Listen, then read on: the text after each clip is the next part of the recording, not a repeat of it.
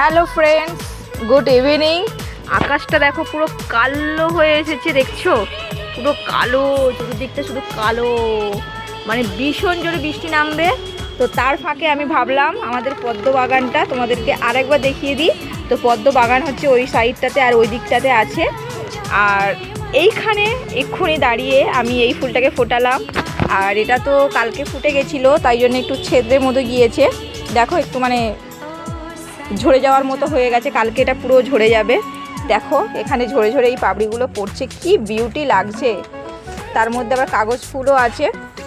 এই দেখো পুকুরে দেখো, আর ছোটো ছোটো ছোটো ছোটো কুঁড়িগুলো দেখো কত সুন্দর। এটা তো ফুল ফুটে গেছে, তোমাদেরকে দেখিয়েছি। ওই একটা কুঁড়ি, দাঁড়াও আরও কুঁড়ি দেখাবো। ওই যে বড় বড় কুঁড়ি দিয়েছে দেখো, এখানে একটা ছোট্ট কুঁড়ি দিয়েছে, দেখতেই পাচ্ছ।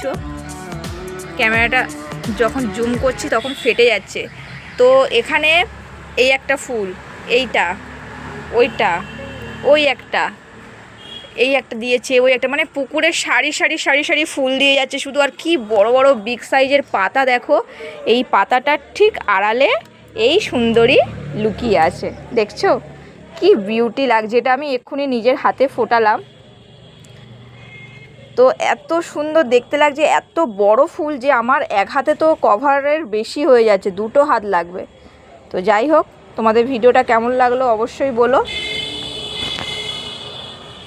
আর তোমরা দেরি করো না, তোমাদেরও পদ্ম বাগানে এত সুন্দর সুন্দর ফুল করতে পারো তোমরা, তোমাদের বাড়ির ছাদে হোক, উঠানে হোক, যেখানে খুশি।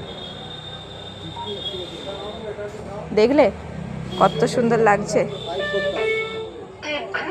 তো টাটা বন্ধুরা।